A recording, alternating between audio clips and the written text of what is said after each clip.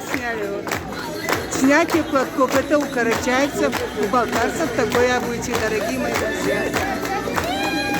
Два платка уже, оба, третий платок. Ой, какая красивая у нас сноха. Машаллах, машаллах. Ай, молодчина.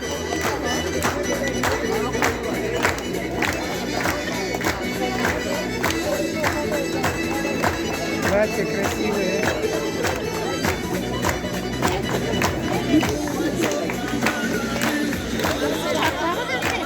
Çaklar. Evet, dolmuşlar çok kaysın tutarız.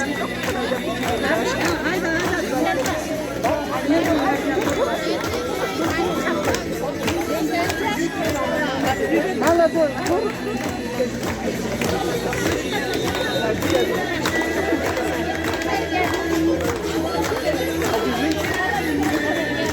Что-то вы такие все харкуди. А что ты?